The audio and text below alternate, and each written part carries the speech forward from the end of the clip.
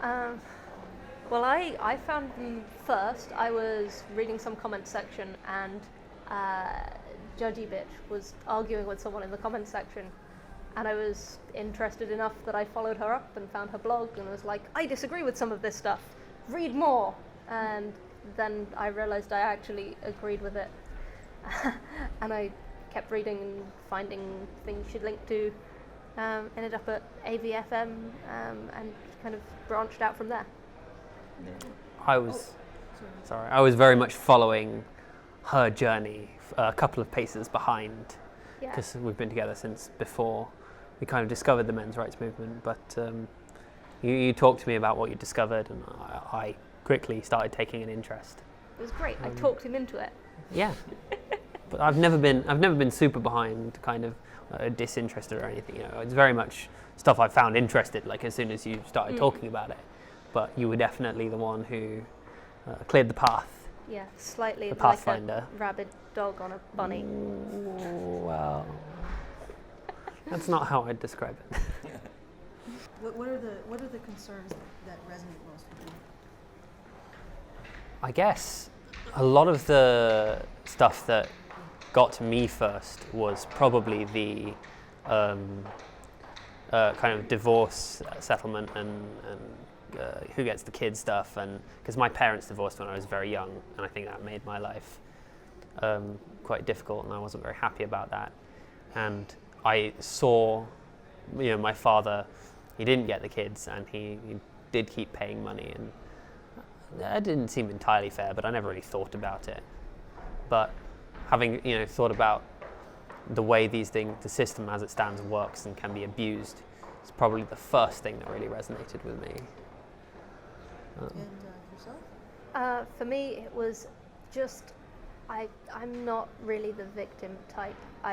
All my experiences of being a woman was that it was a significant advantage in every way, and I enjoyed it and I thought it was good. And I wasn't very adept at some of the girly stuff. Like I was feminine in some ways, but I didn't really understand how to feel negative about who I was. I've never really known how to. And so I think even though I had some really hyper-feminist relatives who sort of tried to push me down that path, I was interested in, I don't know, not seeing myself that way. And when there was an opportunity to look at things differently, I went, this makes more sense, and just ran with it. Like how could you take these issues and make them appealing to other young people? Well, we have a pretty good rate of introducing some of our friends. How do we make it appealing? I mean, it really depends on the person. I think these kind of things, the spreading of these kind of issues is really efficient when it's happening on a personal level where you already understand where the person you're talking to is coming from. Because for each of our friends that we've introduced to the men's rights movement or to the problems of feminism or anything in that kind of related sphere of thought, it's always been, I know what this person is interested in, what they care about, and I know exactly in what ways the world is wrong with relation to men's rights that they might be interested in. And I can easily tell them that, and then they'll go, I hadn't thought about it that way. Maybe this is a problem, or something like that, something along those lines. For every person it's different because they have different priorities. Yeah. I mean, some of it is just, look, here is this thing you didn't know. Like lots of people don't know that the definition of rape in this country is sex specific. And there's like one case of a woman who got prosecuted for accessory to rape, and it got reported in the papers as rape, and that's something everyone brings up. And then I'm like, no, here is the law. And they're like, oh wow, it really is unfair. I think a lot of people, you can kind of, if you're trying to get them on board, you can say, you can take something that they probably know, they probably believe that is a lie, and if you show them like real decent evidence that it's a lie, that gets their mind going, questioning their beliefs and open to these ideas when perhaps they wouldn't have been before. Yeah. And I think a lot of people just aren't feminists anyway. They just, they've been steeped in it. They're sort of, they assume it's all true, but they don't identify with it. It's not just about the feminists, though. Like, the average person doesn't identify with feminism, but of course, they're probably not that interested in men's rights either.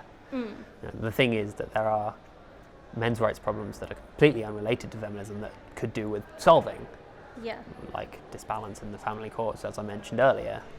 And people oftentimes don't, it's not just they don't know about it, they don't care about it, they don't believe it's that, like, they believe it's not there. They believe the law doesn't work the way it does. They think it's probably fairer than that. And you have to show them, no, it is actually that unfair. It wasn't just some crazy person. And then they go, right, that is actually an issue. So you say you identify as a men's rights activist. When did you decide to, and why? So, without going off on a huge tangent, I have a weird skepticism in myself that human rights are a useful social construct above and beyond law. And so I refused to call myself a men's rights activist for a little while, because I was like, well, I totally get that there are legal inequalities that need solving, but I need to think more about these abstract concepts first. I'm a philosopher, so that's very important to me. But I think the main time I put those worries aside, having still not thought about them in depth, is when the first time I heard Sargon of Akkad and Dr. Randa McCann disagree about whether or not people should adopt that label. I very much agreed with Dr. Randa McCann's kind of position that it's important to speak out and join a movement that has momentum and weight, even if it's not totally logically, semantically accurately represents your beliefs on abstract social concepts. It's more important to get out there and say, look, there's problems here. These people are talking about it. They need some attention. I can add my voice to that chorus. So that's probably where I really, started thinking I am an MRA. For me, it was, I thought of myself as an anti-feminist, and then I started actually doing, I wouldn't really call it activism. I gave a couple of talks. I started actively convincing people. I wrote an article that I managed to get published under a pseudonym. And at that point, it's like, well, I'm actively trying to improve things. I'd signed petitions, and it just, if I'm trying to make men legally equal to women in areas that they're not, I am a men's rights activist. So I'm not going to eschew the label because I'm frightened of people thinking badly of me, because I'm not. So do you guys think that what you're pursuing is actually revolutionary and bucking the trend?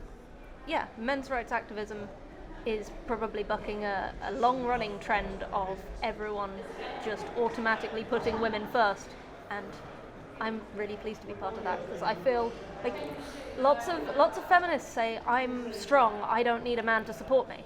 And I'm like, I'm strong, I can support a man. So you feel that feminism isn't revolutionary? I think feminism is a continuation of normal human psychology into an era where there aren't as many demands on women. So, when you had to scrub laundry by hand, and, you had coal miners getting everything completely blackened, then, women were doing equally hard work, and the protective instincts of men towards them probably balanced out the risks they faced in things like childbirth and being physically weaker really effectively. And that's great. But when you have no need of physical strength and you've got very little work to do, you don't really need protecting anymore. Like, I'm not going to get attacked when I go out because I have a car. So I don't need a man looking after me. I can take care of myself. And so I think that urge that was very well founded in most of human history is now just sort of pathologically jumping out everywhere. A bit like, liking food has, since food scarcity basically disappeared, resulted in obesity everywhere. I mean, so obviously it's very difficult to talk about whether or not feminism is, the establishment or revolutionary or was or wasn't, without getting clear whether or not you're talking about straightforward women's rights activism, or whether or not you're talking about the huge connotations that may or may not come with not just women's rights activism, but feminism. Because people appeal to the dictionary definition all the time, but what it denotes and what it connotes, to use philosophical terms, are very different. And straightforward women's rights activism, when women had, rights deficiencies or legal deficiencies, was of course necessary and revolutionary and great. But feminism has always been a bit more. All the points in history that I have looked at where people have called themselves feminism has been more than solving those rights deficiencies. How do you think the men's movement can expand and succeed?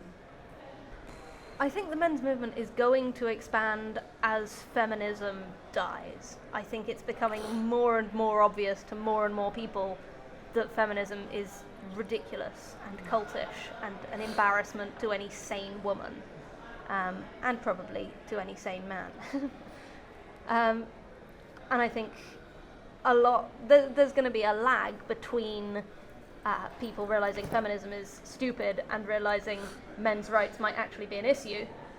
But I think it's kind of inevitable that once you start seeing, adverts like 1 in 4 homeless people are women, we need to fix this. Like, if you're already in a position of thinking feminism is stupid, then you're going to look at that with the eyes that go, but 3 out of 4 homeless people are men. So that's an issue that we need to fix. Mm-hmm. I think while people are in the narrative of feminism, they just kind of trundle along with it, but as soon as they start being skeptical, they'll be like, oh yeah, that's really unfair on men. That's really unfair on men. That's legally not fair on men. And I think it just happens piece by piece rather than as an identity in the same way. And I think that's probably a good thing. I think it's good not to get an ideological movement going, but just to have people going, we should make the sexes legally equal. Look who isn't legally equal. It's the men. I think, the important thing is when people currently, you say if you say you're a men's rights activist, you get a very negative response. Maybe you get the same kind of response bringing up any specific men's issue.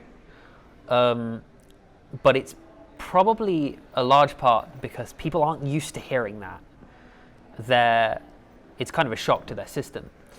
And so I think basically as more and more people just kind of calmly say it over and over, people will no longer get the internal shock of, that's not what I expected at all.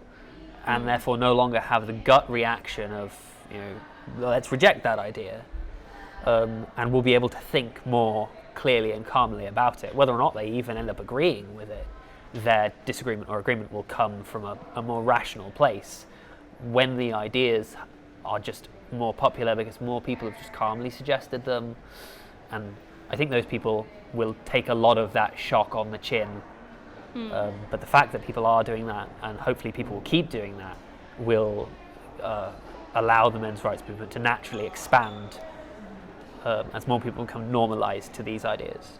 Do you think there's any concrete strategies that you would suggest for men's rights? Anybody who's interested in men's rights? I want to start a men's shelter with lottery funding, if I can. But I've been studying and now I have to find out if that's actually possible. But I think the more it's possible to say, I'm a men's rights activist, I'm doing this to support men's rights, the more progress you can make, because people find it much harder to tear down a positive act than to say, oh, your criticism is just hateful. I don't think anyone could really criticize me for opening a men's shelter. I mean, they'll probably try, but bring it. Yeah, I think it's difficult because people's opinions and the attention of the media and what gets published is a massively chaotic system, and so then there'll never be a concrete strategy.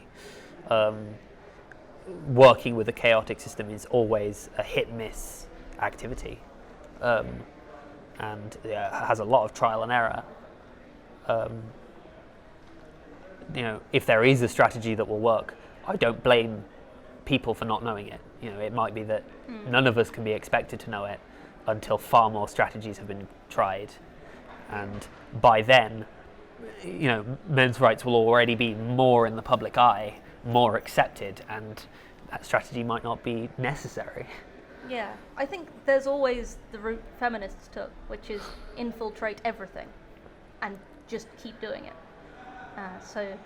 Just try and get into positions of power before you start espousing. And that doesn't have to be a malicious thing either. It's not like, oh, we're a secret organization that will sneak into positions of power and then suddenly one day we'll all spring out and change everything and no one will be able to stop us because we'll be all the MPs and all the CEOs. It's more just like continue going about your lives and strive to be, excellent, be a public figure or be a boss or just be a good worker, and then be a respected human being, and then when you say something, people will listen to you. Yeah. How can we support people like yourselves who are disseminating or distributing the concept in their real? I think mainly just keeping on steamrollering the bad arguments, because feminists just keep producing more crap everywhere, and it's, for people who are already on side, it's really fortifying to know that we're not alone, because there are times, especially with university students being as feministic as they can be, it can feel like, oh God, I'm surrounded by crazy people who are, dangerous and will hate me if I call them on it. Yeah. And it's really great just to be able to go and be like, here are some people talking sense, and it's not scripted. It's just people talking to each other, being human, and not being caught up in an ideological frenzy. I would tie that back into what I just said as well, because you're absolutely right. That's something I've felt time and time again, is when you're surrounded by people who disagree with you, and they're not just, oh, well, I think you're wrong. It's kind of an aggressive or an emotional disagreement which makes you scared, perhaps even to bring it up. And on the one hand, having things like Honey Badger Radio and people creating content that, has a rational voice and says you're not alone in believing these things, you're not alone in fighting for these things, can be really comforting. But also when it's kind of just a radio show or just a YouTube video, it's kind of impersonal, and that's not as comforting as if you're engaging with these people. Whereas once you've maybe talked to them and you've realized they're not even just in my computer, they're whole human beings, and they don't think I'm crazy, that's a level up from the comfort of just hearing that people agree with you.